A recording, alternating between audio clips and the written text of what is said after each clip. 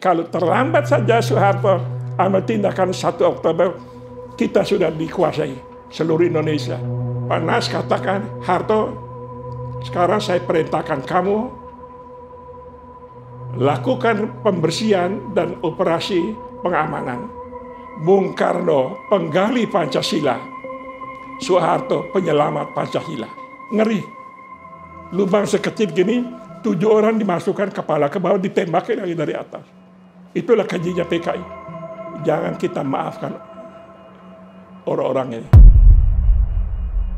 Bahwa jenderal-jenderal kita dan perwira pertama kita ini telah menjadi korban daripada tindakan-tindakan yang biadab, dari petualang-petualang yang dinamakan Gerakan 30 September. Peristiwa G30 SPKI menjadi salah satu peristiwa kelam dalam sejarah bangsa Indonesia. Peristiwa berdarah 58 tahun lalu itu akan terus diingat seluruh rakyat, terutama orang-orang yang menjadi saksi mata tragedi itu. Joseph Blasius Bapa menjadi satu-satunya saksi mata peristiwa G30 SPKI yang masih hidup sampai saat ini. Pada tahun 1965, kala G30 SPKI meletus, Blasius Bapa merupakan pimpinan harian pusat pemberitaan ABRI. Blasius terlibat dan menjadi saksi mata dalam penggalian pahlawan revolusi di Lubang Buaya. Pada saat itu saya sudah 3 tahun bekerja di staf Angkatan Bersenjata. Waktu itu tidak ada istilah Hankam, SAB, di mana kepala stafnya Jenderal Nasution, direktur saya itu Brigjen Sugandi, ya. Nah, itu atasan saya langsung. Nah, pada waktu itu bulan Mei tahun 65, karena PKI begitu gencar dengan harian rakyat dan media yang ada di bawah dia, maka Jenderal Nasution memerintahkan kepada Direktur Penerangan Brigjen Sugandi supaya menerbitkan media selain berita Yuda Angkatan Darat yang sudah terbit. SAB di Hankam juga Pak Nas ingin ada satu koran, yaitu Harian Angkatan Bersenjata. Jadi berita Yuda dulu Angkatan Darat, kemudian Harian AB. Saya duduk sebagai staf redaksi di sana. Kemudian Pak Nas ini memang seorang strateg militer dan seorang politikus juga sebenarnya beliau itu. Beliau pikir menghadapi PKI yang waktu itu selalu berlindung di balik Bung Karno melalui hubungan mereka dengan Bung Karno, karena mereka tahu Bung Karno itu senang semuanya revolusi belum selesai. Nah, itu PKI paling senang itu istilah itu. Maka Pak Nas perintahkan Pak Sugandi untuk menerbitkan lagi kantor berita yang namanya Pusat Pemberitaan Angkatan Bersenjata. Pemimpinnya itu Kolonel Komar. Dan saya adalah wakil pemimpin Pusat Pemberitaan Angkatan Bersenjata yang adalah kantor berita. Karena antara KNI dan lain-lain itu sudah dibekukan. Tengah malam itu kami jam 12 tengah malam tanggal 1 setelah jenderal-jenderal dibunuh itu mendapat info bahwa pimpinan daripada antara dan lain itu adalah orang-orang PKI. Maka dibekukan. Maka didirikanlah PAB. Nah, saya ditugaskan sebagai wakil pimpinan PAB. Pada waktu saya ke Lubang Buaya itu dalam kapasitas sebagai pimpinan kantor berita Angkatan Bersenjata yang namanya PAB. Tetapi dan anggota saya di kantor berita ini ada sekitar 30-an orang. Di luar harian Angkatan Bersenjata, wartawan HB. Jauh sebelum peristiwa itu, kami sudah memantau situasi yang terjadi di Lubang Buaya itu. bahwa di sana itu ceritanya ada gerakan masyarakat atau massa dengan tari-tarian, genjer-genjer dan lain-lain itu. Wartawan kami, wartawan Hankamnya itu sudah mengetahui lokasi itu. Pemusatan daripada suatu kegiatan, begitu.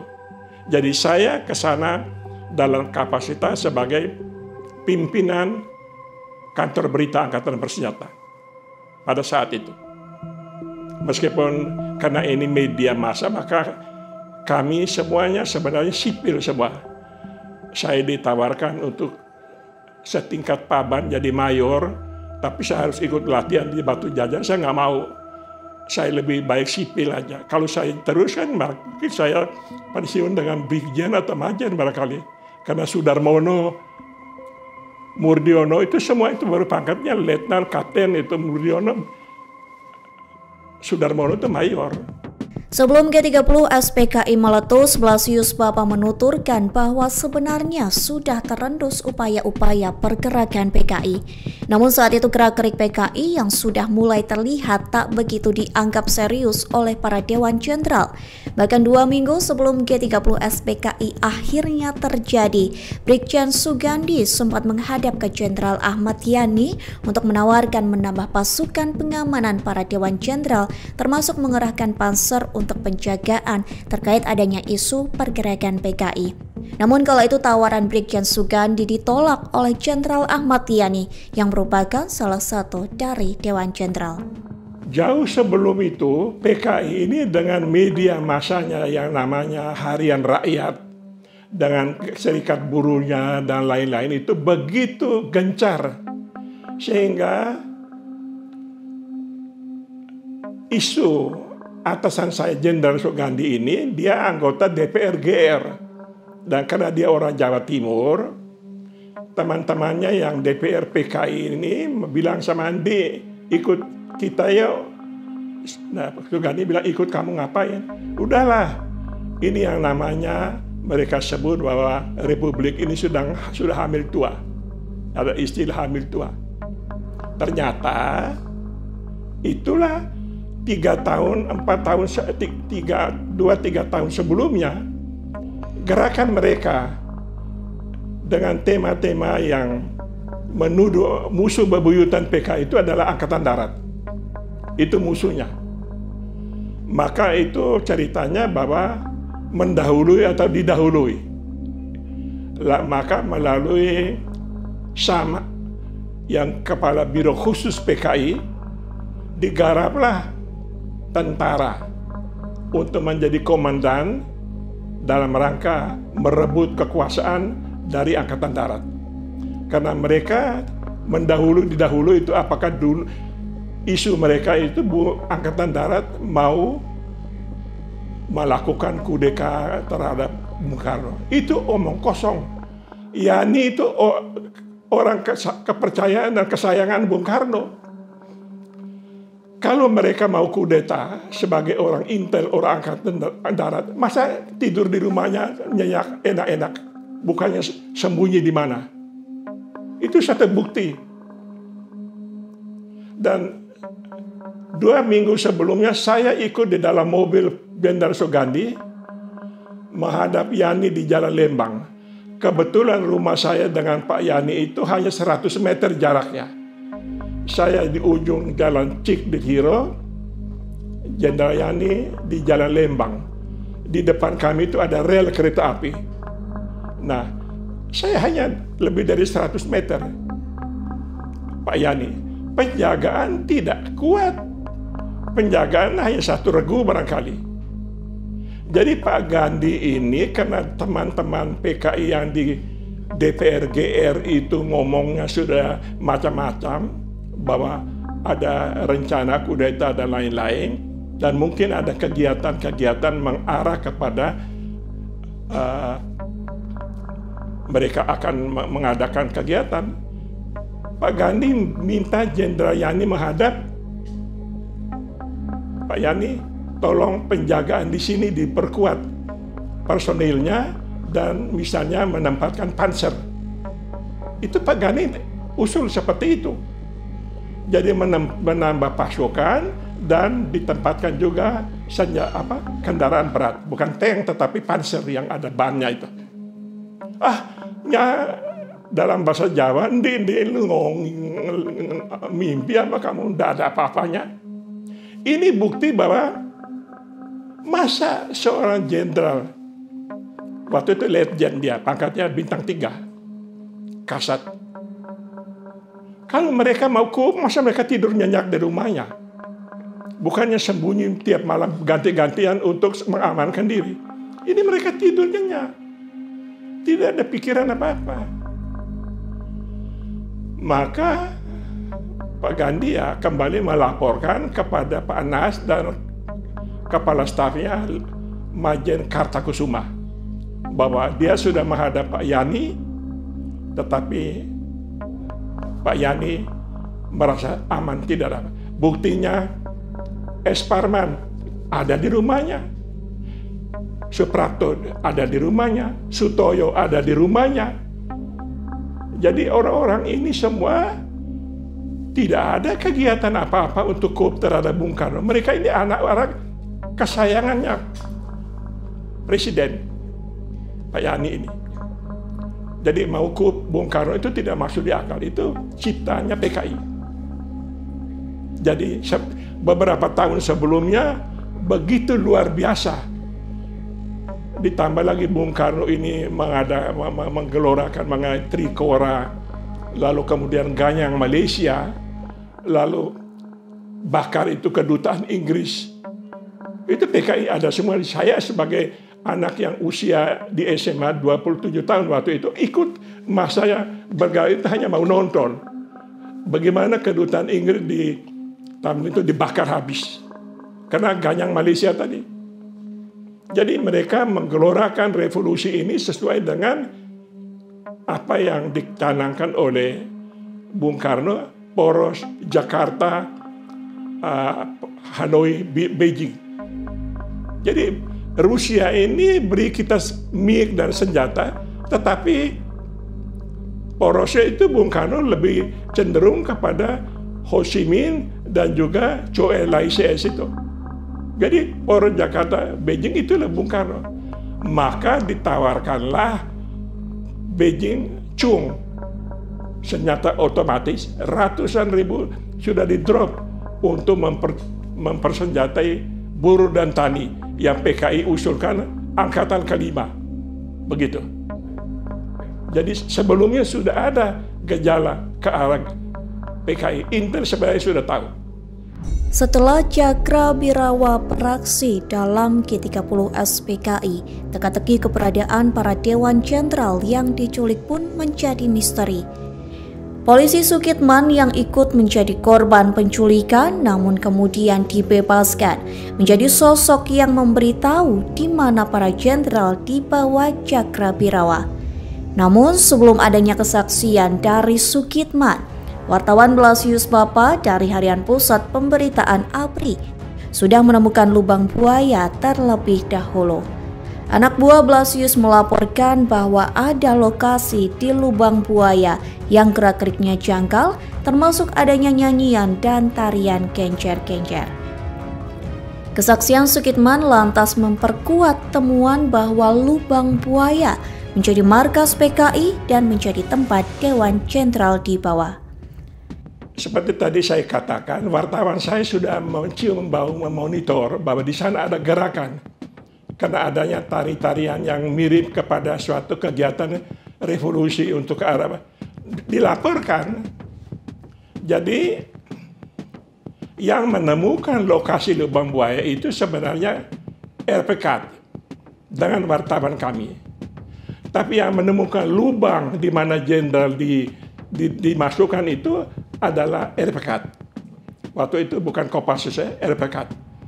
Yang komandan tertingginya Saro Edi, kolonel, komandan lapangannya itu C.I. Santoso yang di dalam foto ini, saya di belakangnya dia. Jadi C.I. Santoso, di bawahnya C.I. Santoso adalah Letnan Sintong Penjahitan, yang sekarang ini mungkin saya kira masih hidup juga. Tapi dia tidak ada di lubang itu. Yang ada di lubang itu saya. Menyaksikan jenazah yang sudah hancur itu dinaikkan dari dalam lubang itu.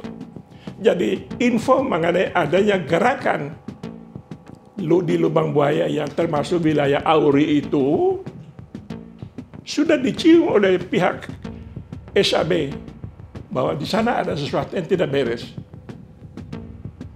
Dan ternyata betul juga kok, kolonel udara beberapa orang ada di dalam buku saya itu, ada semua laporan Gate Koti itu.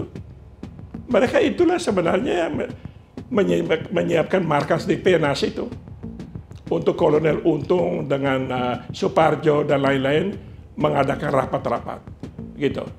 Jadi yang menemukan lokasi lubang buaya itu adalah RPK di bawah Mayor C.I. Santoso dengan Letjen Sintong Penjahitan. Waktu itu letnan dia.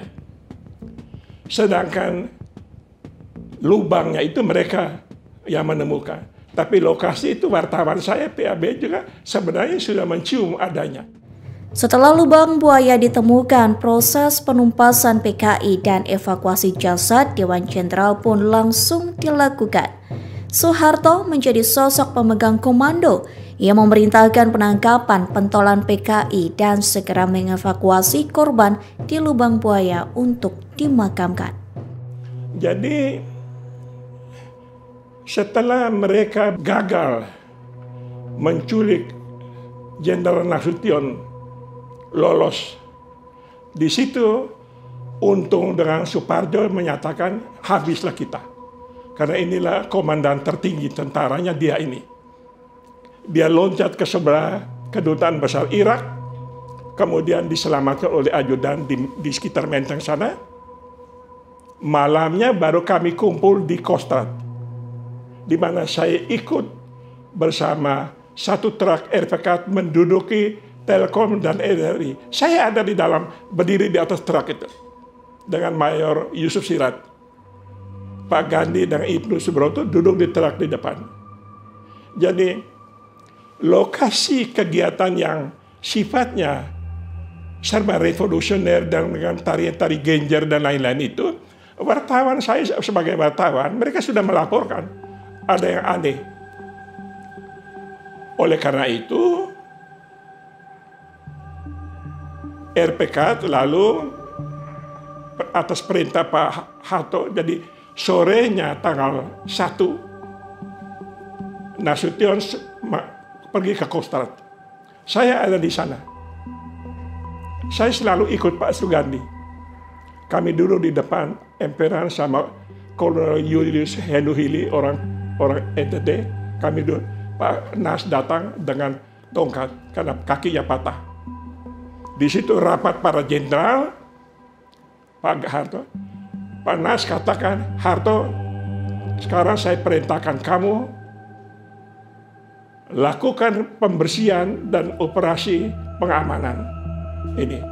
Dan sesuai dengan standing order Angkatan Darat, bila mana Kasat berhalangan, maka Pangkostratlah yang harus mengambil oper. Karena kita tidak ada Wakasat. Waktu itu setelah Gatot Subroto dan lain-lain tidak berhasil, maka Harto ambil oper sesuai standing order Angkatan Darat. Maka waktu itulah kami duduk ke RRI, Pak Harto sudah mulai mengeluarkan Brigjen Sucipto SH Sudarmono, itu yang membuat draft Soeharto pidato bahwa kita sudah menduduki. Tapi pagi sampai malam tanggal 1 itu pidatonya revolusi semua. Dan di Jogja mereka bunuh itu Komandan Korem Katamso dengan kepala stafnya Sugiono dan lain-lain. Jadi kalau Soeharto tidak cepat mengambil tindakan tanggal 1 dengan memerintahkan Panglima Siliwangi Ibrahim Aji dan Panglima Jakarta Umar Widadi Kusuma blokir itu Jakarta, habislah kita. Terlepas daripada kekurangan dosanya Soeharto, kalau saya boleh katakan Bung Karno penggali Pancasila, Soeharto penyelamat Pancasila. Kalau dia tidak ambil memblokir itu Jakarta dan cepat bertindak, Suparjo sudah bilang ini orang gila ini perang ini Soeharto ini, habislah kita. Maka untung di sawah-sawah lari, lalu ditangkap di Brebes di tengah sahara. Untung ini Suparjo CS ini lalu lari di mana-mana lah, mudah ditangkap. Jadi saya ingin menegaskan bahwa terlepas daripada kekurangan Bung Karno dan Soeharto, tetapi kedua orang ini, yang satu melahirkan Pancasila di NT, Flores, saya punya wilayah NTT sana. Soeharto, terlepas daripada kejelekan dia sebagai manusia dan pemimpin, dia penyelamat Pancasila. Sehingga tiap tanggal 1 Oktober diadakanlah peringatan Hari Kesaktian Pancasila. Proses pengangkatan jenazah Dewan Jenderal di Lubang Buaya berlangsung penuh kepedihan. Blasius Bapa yang juga berada di Lubang Buaya menceritakan bagaimana marinir mengangkat satu persatu jenazah Dewan Jenderal dari dalam sumur. Blasius menyaksikan sendiri dengan kedua matanya bagaimana kesadisan PKI. Kondisi jasad para korban yang diangkat dari dalam sumur pun sangat memprihatinkan. Ini keluaran daripada KOTI, Komando Operasi Irian Barat itu. Jam 12.30, Ajudan Jenderal Pierre Tenda. Jadi dia yang pertama. Kemudian jam 13.40 jenazah Jenderal S. Parman. Jam 13.50 jenazah dari Men Pangat Jenderal Yani dan Brigjen Sutoyo. Lalu jam 13.50 Jenderal MT Haryono. Jam 14.10 Brigjen Panjaitan. Itu yang terakhir. Jadi Panjaitan ini kami berdiri di depan situ dan tidak ada masker ya. Kami hanya diberikan bekal kopi, bubuk kopi, dan kami dengan sapu tangan untuk bisa menutupi kondisi jenazah yang sudah hancur. Jadi 8 orang marinir dipimpin oleh Winanto itu, Hananto atau Winanto, kapten. Terakhir Mayor Jenderal Marinir, Komandan Angkatan Laut. Jadi Panjaitan ini setelah harusnya kan 6 jenderal dan 1 ini enggak, kok harus ada baru 5, yang 1 ya ternyata turun lagi. Winanto bersama Venkando. Mereka dua turun ke bawah, baru ternyata Lubang Buaya itu sumurnya di bawah itu kan airnya tingginya bisa 1,5 meter lebih.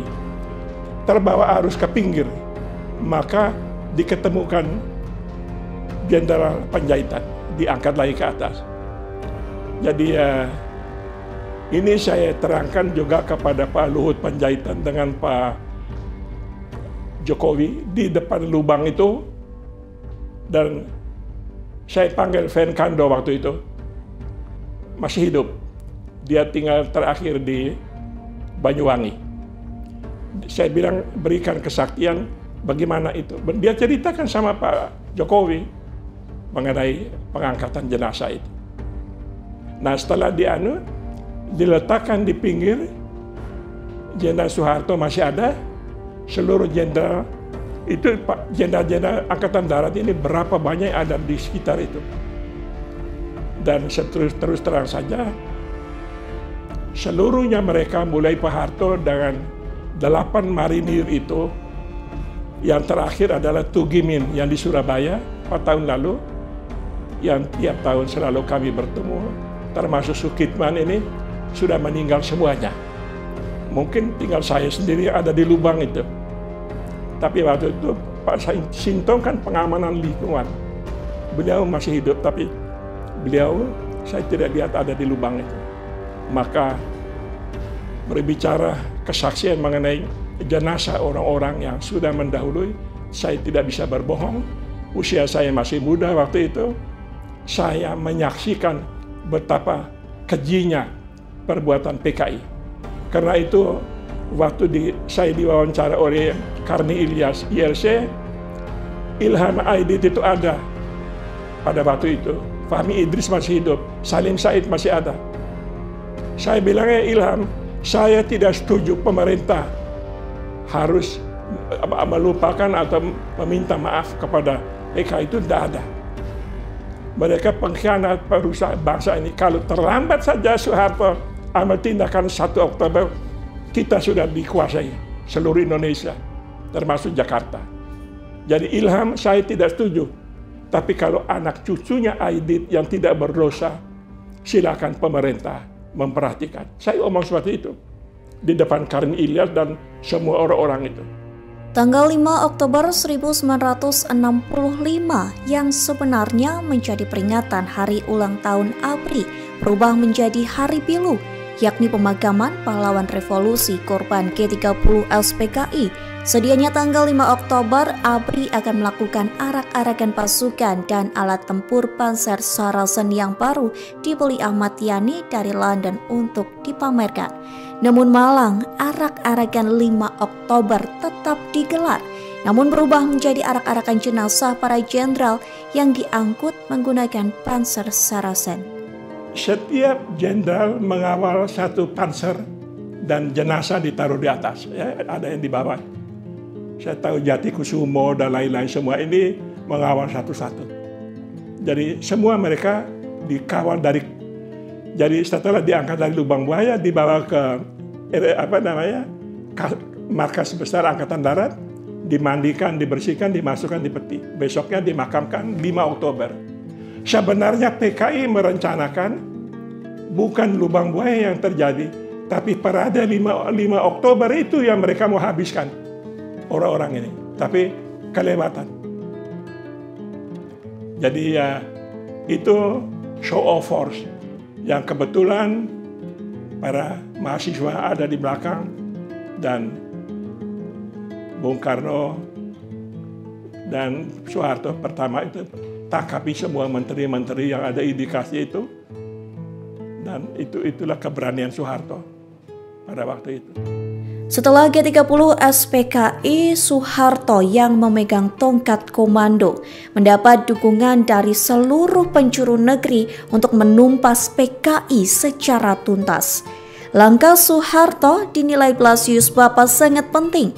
Pasalnya kala itu Presiden Soekarno tak mau membubarkan PKI yang dinilainya merupakan bagian dari revolusi bangsa Indonesia.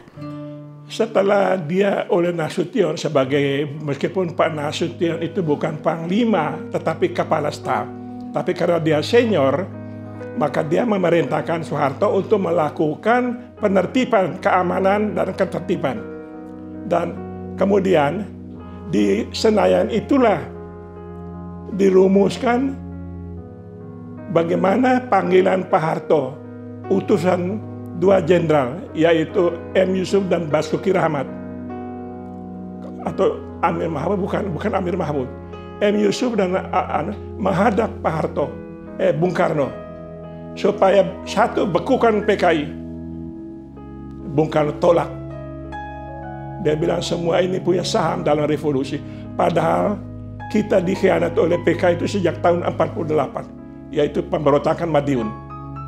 Jadi 48 hanya dalam tempo ya berapa ya? 15 sampai 20 ya Pak ya? Ya. Musuh kan ya Pak ya? Itu dia berontak lagi. Dan tindakan dilakukan oleh Soeharto dengan adanya perintah Nasution ya. Jadi 48 jadi Sekitar 17 tahun ya. Dia berontak di PKI, dia bunuh itu pejabat-pejabat pemerintah itu. PKI ini. 17 tahun kemudian dia khianati lagi. Nah, Soeharto melakukan tindakan selain blokir wilayah ini, lalu dikirimlah utusan yang menghadap Bung Karno. Bung Karno menunjuk Pranoto, Brigjen Pranoto untuk jadi kasat. Soeharto tidak setuju. Karena itu di mata Soeharto Soekarno itu dibilang kopek, dalam bahasa Belandanya komandannya kepala batu. Dan memang dia tidak akui itu Pranoto. Jadi dipanggil menghadap Pranoto ini, dipanggil ke Bung Karno menghadap di Halim, dilarang oleh Soeharto. Dan kemudian Kolonel Latif yang di dalam pengadilan itu banyak membantah seolah-olah dia sudah lapor ke Soeharto. Ya, saya tidak ingin membela Soeharto, tapi orang dalam keadaan terjepit kan bisa saja ngomong mereka berdua, lalu Soeharto dengan tidak berbuat apa-apa ceritanya. Menurut Kolonel Latif, yang kemudian hukuman mati tapi kemudian dikurangi lagi, lalu termasuk sama seperti Panglima Auri Omar Dhani itu, kan semuanya dikurang-kurangi semua. Jadi tindakan yang dilakukan oleh Soeharto itu adalah dengan surat perintah itu, kemudian dengan SP 11 Maret, itulah Soeharto menertibkan membubarkan PKI, yang kemudian terjadi penafsiran macam-macam, pengamanan terhadap keluarga presiden dan sebagainya. Jadi Soeharto pertama adalah karena minta jenderal-jenderal yang pergi menghadap minta supaya PKI dibekukan. Seandainya Bung Karno bekukan PKI waktu itu, saya kira situasinya akan agak lain. Jadi beliau tidak mau, beliau menolak Bung Karno karena dia menganggap semua ini komponen revolusi yang punya saham terhadap negara ini, sehingga tidak bisa beliau menyatakan seperti itu. Itulah. Jadi Soeharto lalu mulai mengadakan tindakan ke daerah-daerah di mana yang membunuh ini orang PKI bukan tentara. Masyarakat yang dulu dijolimi oleh PKI itu yang membunuh orang-orang yang dibuang di Kali Berantas dan lain-lain. Bukan tentara semata-mata. Aidit memang Yasir Hadi Broto tangkap di Solo, dibawa, tapi saya dengar di tengah jalan dihabisin. Sama seperti Osama bin Laden. Setelah ditembak mati, jenazahnya nggak pernah dibawa ke Washington, nggak. Di tengah laut dibuang entah dari mana, supaya tidak ada orang nyembah dia. Aidit ini juga begitu. Tidak dibawa untuk diadili. Kan masih berbahaya kalau dia ini omong. Aksi balas dendam rakyat kepada PKI di berbagai daerah pasca G30 SPKI pun tak bisa dihindarkan. Blasius menilai pembunuhan ribuan simpatisan PKI di daerah-daerah tak semata dilakukan oleh tentara, melainkan kebanyakan merupakan inisiatif rakyat. Motif utama sebenarnya bukan hanya G30 SPKI tahun 1965, melainkan aksi-aksi PKI sebelumnya, termasuk kasus pembantaian dari PKI yang dipimpin Musso di Madiun pada tahun 1948. Setelah Untung Suparjo CS ini tahu Nasution lolos, mereka bilang kita habis sudah. Mereka kumpul di Penas, lalu diperintahkan kalian atur diri sendiri. Untung menyelamatkan di sana-sana, ditangkap di Brebes itu.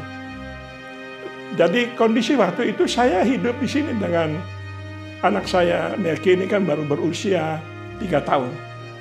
Saya dikonsinyir di Hankam bisa 2 minggu nggak pulang-pulang di Tiro itu. Kondisi sudah mulai bagus pada waktu itu, sudah kondusif. Seluruh daerah sudah dikendalikan.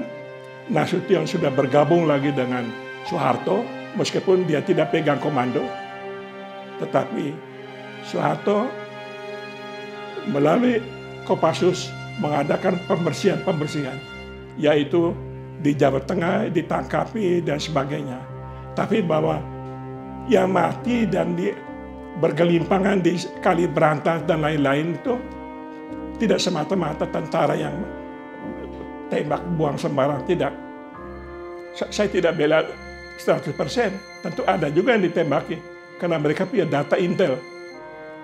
Bayangin ada kiai hampir ratusan orang dibakar hidup-hidup di Jawa Tengah. Ada bukunya itu, ada tulisannya. Jadi Soeharto mulai melakukan penertiban dengan adanya Super Semar. Nasution menjadi anggota MPR, ketua MPR, ya mungkin otak politiknya mulai berjalan waktu itu. Karena Soeharto ini jadi besar, dikelilingi oleh jenderal-jenderal yang luar biasa. Ali Murtopo, Beni Murdani, kemudian banyak jenderal. Susilo Sudarman, kemudian Pak Suparjo Rustam, dan lain-lain. Jadi inilah para jenderal yang mengelilingi Soeharto. Sehingga Soeharto yang tadinya mungkin pendidikannya terbaik, akhirnya bisa mengendalikan negara ini sekian lama. Dan justru Pak Ali Murtopo lah yang minta Soeharto masukkan lagi orang-orang yang dibuang itu, para teknokrat itu. Maka Sumitro, ayahnya Prabowo itu, dikembalikan ke Jakarta. Dan semua mafia Berkeley itu dijadikan tim ahli ekonominya Soeharto. Termasuk kami punya orang yang namanya Frans Seda, dijadikan Menteri Keuangan pertama. Ya sekarang kami sedang perjuangkan untuk dijadikan pahlawan nasional.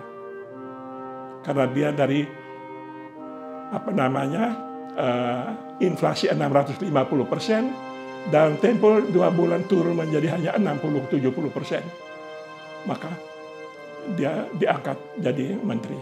Di balik peran Soeharto menumpas PKI terdapat tanda tanya besar. Mengapa Soeharto lolos dari target penculikan dalam G30 SPKI?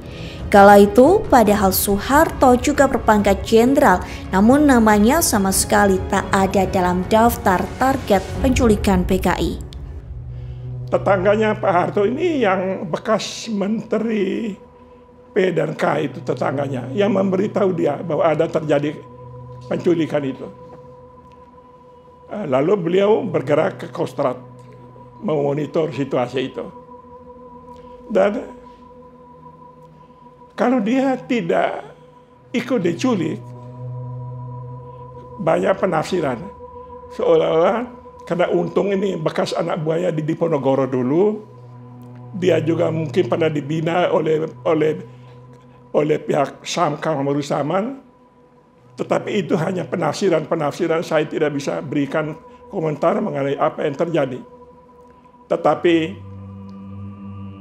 Soeharto kalau hanya info bahwa akan terjadi ini, lalu dia sebagai Pangkoster, apa yang dia harus lakukan? Apakah nangkapi dia punya Kepala Staf Angkatan Darat Yani? Saya kira kalau sampai seperti itu kan dia akan berpikir 10 kali. Karena dia dianggap bukan jenderal elit pendidikan di Amerika, dia tidak. Ini jenderal yang dibunuh ini pada umumnya semuanya ketamatan SSKAD di Amerika. Mereka ini. Dan orang-orang kepercayaan Bung Karno, kesayangan Bung Karno.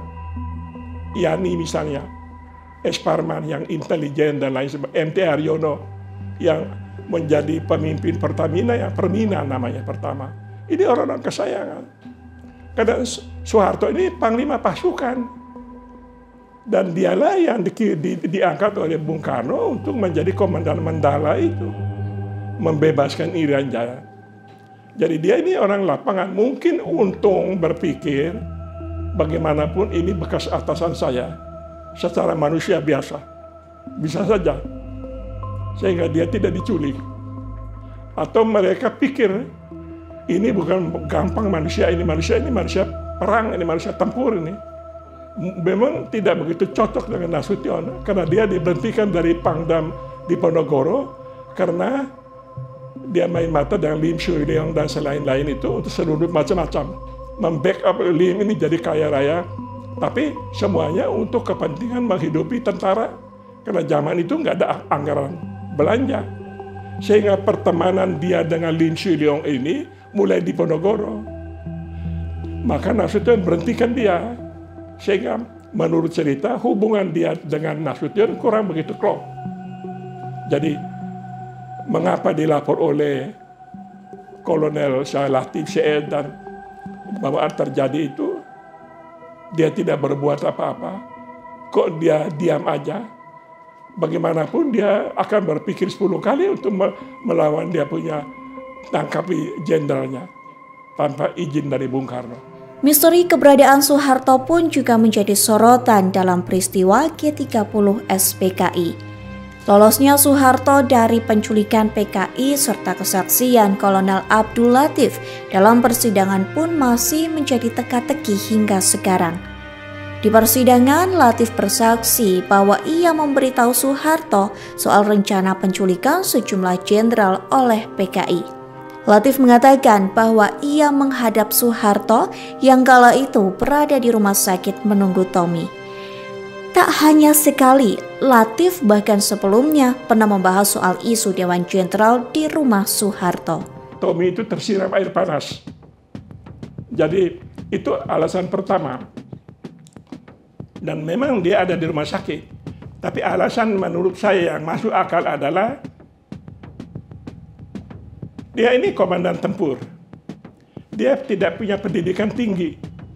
Pak Harto itu pendidikannya mungkin hanya dia kenil dulu dia di zaman kenil dulu tentara Belanda pangkatnya tidak tahu apa kopral barangkali. Jadi PKI elit angkatan darat yang menjadi musuh bebuyutan dengan PKI itu yang harus dihabisi. Dan mungkin untung sebagai komandan tertinggi bilang Soeharto jangan diganggu, nggak usah lah. Tapi Nasution ya itu otaknya. Dianggap orang-orang yang bisa melawan Kemal Idris mereka dengan meriam tahun peristiwa Oktober menghadap ke istana minta DPR dibubarkan dan lain-lain. Tapi akhirnya bubar, di situ Nasution habis jatuh karirnya. Jadi dia ada di RSPAD karena Tommy kesiram air panas. Itu betul. Kemudian pertimbangan lain, saya rasa Suparjo tahu siapa Soeharto. Karena Suparjo ini pangkauwilahan di Kalimantan. Dia tahu manusia ini berpikirnya militer, tidak berpikir politik. Jadi dia Untung bekas anak buahnya. Bukan berarti Soeharto ini dibina balik oleh Untung dengan melalui Syam. Tetapi dia tidak diperhitungkan oleh komunis untuk dihabiskan. Tapi yang harus dihabiskan itu para elit angkatan darat. Yang semuanya orang-orang terdidik, punya kedudukan tinggi di dalam kepemimpinan Jenderal Yani.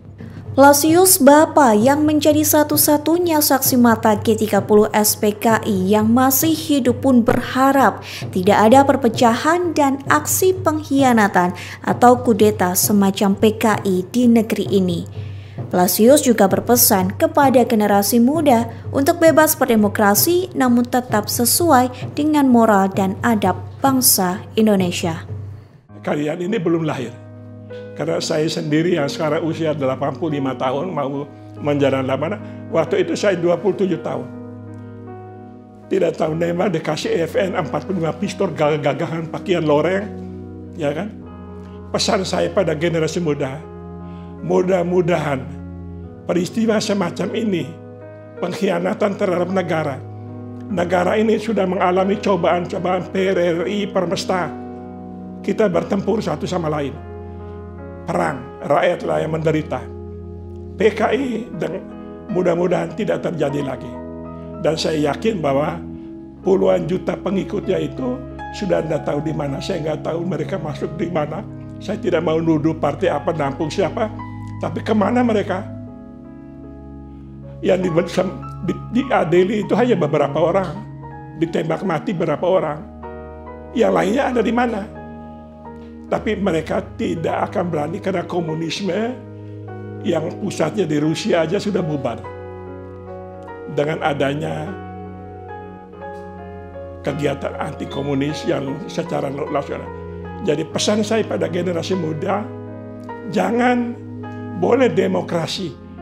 Jadi kalau Bung Karno bilang demokrasi terpimpin, Mungkin benar juga, karena kita demokrasi artinya tidak boleh kebablasan ngomong seenak perutnya. Kayak Rocky Gerung, itu bukan lagi demokrasi itu. Sebagai seorang terdidik filosof, semua masalah semua. Jokowi bikin sekali, kami berterima kasih bendungan-bendungan. Berapa banyak dari tol ini. Dander semua memimpikan Anyer sampai Banyuwangi. Yang wujudkan Jokowi. Jadi orang ini terlepas daripada dia punya gerak-gerik yang kekurangan, dia berbuat banyak. Jadi jangan sampai rakyat butuh pemimpin yang mengayomi mereka, generasi muda, jangan termakan dengan isu-isu yang bisa memecah belah bangsa ini. Lebih-lebih ideologi asing yang masuk, para mahasiswa boleh berdemo, boleh hajar habis-habisan pemimpin, karena pemimpin juga banyak korup. Jadi kalau bukan mahasiswa di backup tentara, negara ini mau jadi apa? Jadi terima kasih, saya saksi hidup, Kosmas Batubara, Mari Muhammad. Mereka semua kalau ditembaki di depan istana larinya ke Hankam. Ketemu Pak Gandhi, saya dampingi, kami ngobrol. Itu kapi kami itu. Fahmi Idris saya semua sudah tidak ada. Jadi saya pesan, generasi yang sekarang ini cukup galak juga ya, tetapi galaknya itu galak yang terbatas lah. Karena jangan sampai galak, dan PKI itu saya kira tidak mungkin akan bangkit lagi di Indonesia. Saya tidak bilang bahwa PKI gaya baru dalam bentuk baru, tetapi demokrasi kita ini jangan kasih tiru ala Barat, di mana orang seenaknya bisa caci maki orang. Kita ini kan berpancasila, maka camkanlah Pancasila itu, bahwa ketuhanan yang Maha Esa, beri kemanusiaan, keadilan dan sebagainya. Jadi generasi muda belajar sejarah, pergi ke toko buku, beli itu buku sejarah yang ditulis oleh Prof. Nugroho, Noto Susanto, Awiswarman dan segala macam. Ini pesan saya kepada generasi muda. Pahit, ngeri, terjadi situasi. Dan bilang, digali lubang-lubang untuk orang, saya pun kebagian lubang di CPM Guntur itu. Betul-betul digali lubang, dimasukkan orang yang tidak disenangi. Jadi sekarang kalau tanggal 1 saya ke Lubang Buaya, saya seorang diri. Nanti berdiri dengan cucunya, anak cucunya pahlawan revolusi, Jokowi Salami, tadinya kami banyak orang, satu persatu sudah dipanggil Tuhan. Mungkin tinggal saya dengan Sintong Panjaitan. Tapi yang ada di lubang itu saya, saksi hidup. Ngeri. Lubang sekecil gini, 7 orang dimasukkan kepala ke bawah, ditembaki lagi dari atas. Itulah kejinya PKI.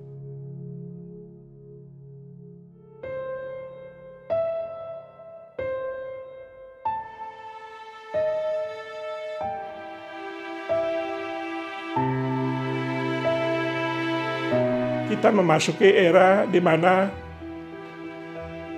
pemilu yang akan datang 24 ini pasti rame. Ada yang di belakang Prabowo, ada yang Ganjar, dan ada Anies dan sebagainya. Tentu tiga-tiganya ini mempunyai keunggulan sendiri. Anies seorang akademikus. Muhaimin seorang politikus, ya kan? Prabowo, orang mulai kutak-kutik bahwa dia ada banyak dosanya. Dosanya macam-macam di Timur lah, di mana itu sudah masa lalu. Tetapi selama Prabowo Menteri Pertahanan, negara Indonesia sudah diperhitungkan di Asia Tenggara. Kita punya kapal selam, kita punya pesawat terbang baru yang luar biasa. Dan dia orang pintar. Saya tidak ingin pilih siapa-siapa, biarlah di kamar kita renungkan baik-baik, carilah yang terbaik. Ganjar adalah orang yang terbaik, Prabowo orang yang terbaik, Anies orang yang terbaik. Sekarang tinggal cawapresnya. Karena cawapres ini penting bukan hanya untuk meraup suara, tetapi dia harus bisa membantu presiden dalam pemikiran-pemikiran dan punya wibawa untuk bangsa ini. Bangsa ini kalau terjadi sesuatu perang atau ribut suku, bayangkan di Rempang sekarang. tanah orang mau diambil begitu aja demi kepentingan pembangunan. Nah itu ribut kan. Jadi kita harapkan pemilu ke depan, kita doakan supaya berjalan dengan baik, kita mendapatkan seorang pemimpin, kita dukung. Negara ini bukan negara kecil. Tidak tahu berapa ratus juta sekarang sudah. Negara besar dan pulau-pulau banyak. Saya kira itu yang dapat saya share untuk generasi muda. Terima kasih sudah nonton. Jangan lupa like, subscribe, dan share ya.